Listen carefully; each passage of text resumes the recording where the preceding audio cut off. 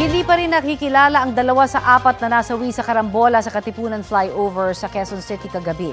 Detalye po tayo sa ulat on the spot ni Maki Polido. Maki?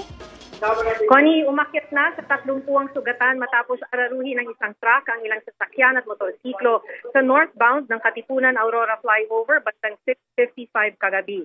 4 ang naitanang patay, 2 pa lamang dito ang identified.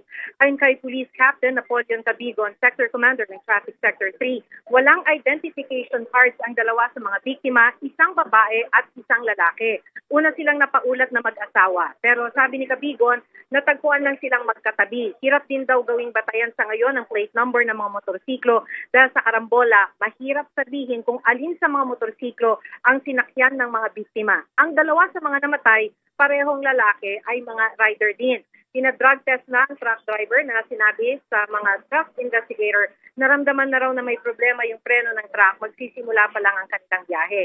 Mula raw sa truck lane, ginilid sa kanan ng driver ang minamaneho niyang truck para ibangga sana sa gilid ng flyover. Ayon sa isang biktima na nagiliran ng truck, kaya sa sumemplang, wala raw siyang narinig na busina o anumang ingay. Bigla na lang daw may truck na sobrang bilis ang takbo. Napuruhan ang mga sasakyan at motorsiklo sa bandang pababa ng flyover kung saan naipon na ang mga sasakyan. Samantala, nasa kustodiya na ng pulis ang suspect na nakasalubong ang pulis sa labas ng bahay habang papunta ito sa traffic sector para sumuko. Sabi niya hindi siya tumakas. Natakot daw siya, baka kuyugin siya, kaya umuwi muna. Susuko na dapat siya sa traffic sector 3 nang makasalubong ang mga pulis. Humihingi siya ng tawad, hindi raw niya ito kagustuhan.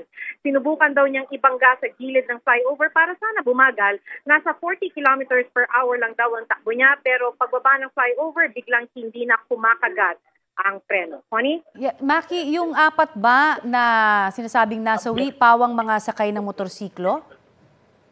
Sorry, Connie, pwedeng pakiulit? Yung 4 ba na nasawi ay pawang mga sakay ng motorsiklo, na-establish ba natin? So far, Connie, yun yung sinasabi ng mga investigators dito sa Traffic Sector 3. Yung 4 ay, so far initial investigation sa kanilang pagkakaalam ay mga sakay ng motorsiklo. Alright. Maraming salamat, Maki Polido.